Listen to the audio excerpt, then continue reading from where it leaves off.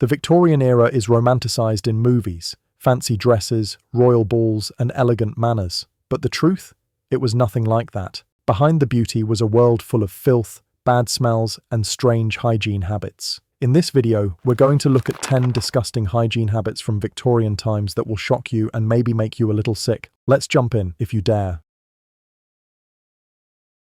In the Victorian laundry room, the smell wasn't just bad, it was eye-watering. Before commercial bleach, working-class Victorians relied on one surprisingly accessible cleaning agent, their own urine. Urine contains ammonia, a powerful natural bleaching compound. And in a time when most households had no running water, let alone modern detergents, it became the go-to solution for removing yellowing from linens and whitening undergarments. Clothing would be soaked in pots of urine, sometimes stored for days to let the ammonia ferment and strengthen. The sight of a bucket of golden liquid wasn't uncommon. Worse, laundresses, often poor women or servants, would have to manually agitate the clothes in this urine bath, with their bare hands, for hours. It wasn't uncommon for the smell to cling to their skin long after the clothes had dried. To us, it's repulsive. To them, just another Tuesday. If you've ever complained about minty toothpaste being too strong, congratulations, you're living in luxury. Victorian dental hygiene was a nightmare dressed as a morning routine. Toothpaste, when not bought from expensive apothecaries, was often handmade. Ingredients included burnt breadcrumbs, crushed brick, charcoal soot, and shockingly, powdered cuttlefish bone. That's right, ground-up cephalopod skeletons scraped across your enamel. Toothbrushes, too, were rare commodities. The cheapest ones had boar bristle heads attached to splintering wood. Poorer families simply couldn't afford them. So, what did they do? They chewed on sticks of celery or chew sticks, believing the fibrous crunch would scrub their teeth clean. Dental care itself was barbaric. If your tooth hurt, your choices were few: a barber with pliers or a blacksmith with a hammer.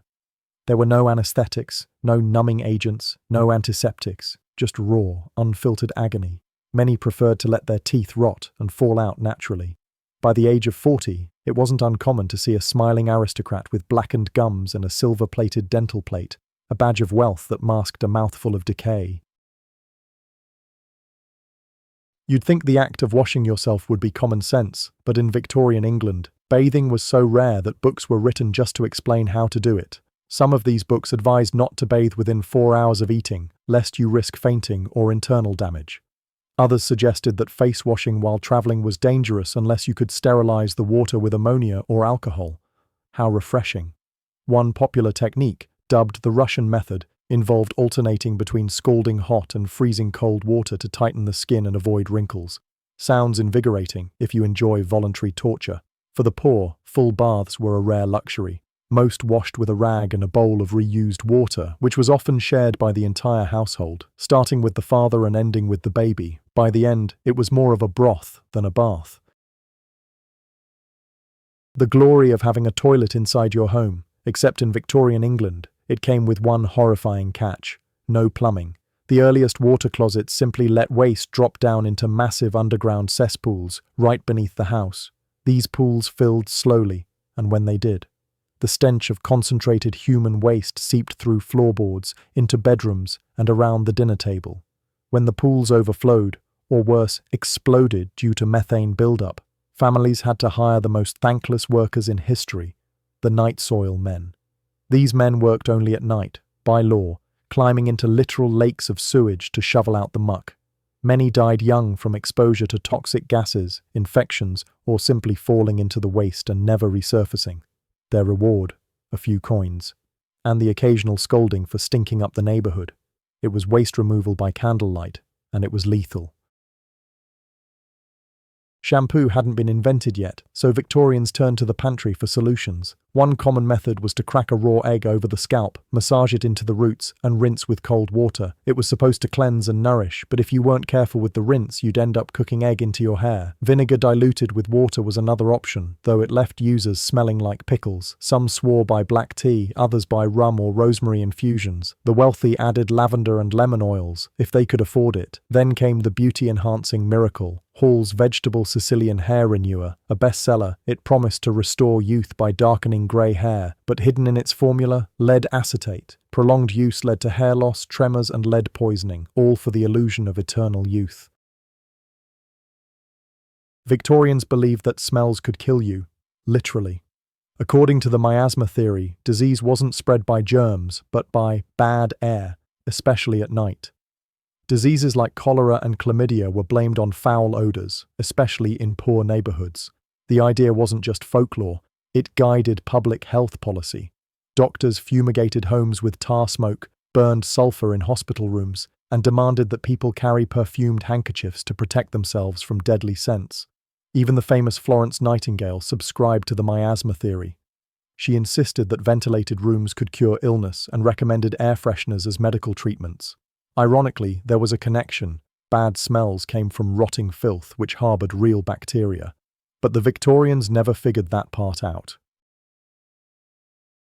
In a society that refused to talk about menstruation publicly, women had to get creative, sometimes with disturbing results. While early versions of disposable pads and tampons were invented in the late 19th century, they weren't widely available. So women turned to wound bandages made from wood pulp, originally designed to treat injured soldiers.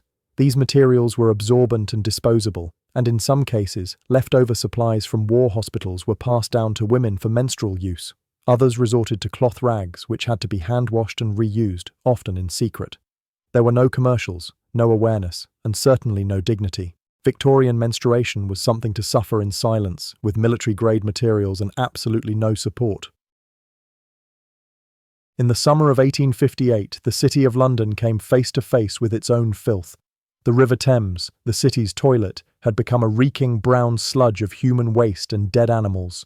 The stench was so unbearable that Parliament had to shut down sessions. Curtains soaked in vinegar were draped over windows. People fled the city in droves. Priests gave sermons blaming sin. Doctors warned that plague was imminent, and they weren't entirely wrong. The Great Stink forced the government to act, finally funding the construction of a proper sewage system led by engineer Joseph Bazalgette. It was one of the first real victories of public health infrastructure, but it took an entire capital city nearly gagging to death before it happened. Victorian doctors, ever creative, came up with an ingenious theory. Fashion was killing women. They believed that long skirts dragged bacteria off the filthy streets and spread tuberculosis into homes. Corsets, they claimed, compressed the lungs, making women vulnerable to respiratory diseases. The response? Medical advice encouraging women to wear shorter skirts and looser corsets, which was as radical as telling people today to wear pajamas to a board meeting. The irony? They weren't entirely wrong. The constrictive clothing did limit breathing and cause health issues, but the real enemy was the crowded, filthy slums, where disease thrived and public sanitation didn't exist. Despite the Victorian facade of morality, sex work was rampant, particularly in the poorest areas of London. With it came a tidal wave of sexually transmitted diseases, syphilis, gonorrhea, and more. Rather than addressing male clients or promoting contraception, the government passed brutal laws allowing police to forcibly detain and examine sex workers. Women were subjected to invasive, humiliating treatments, often with no real cure.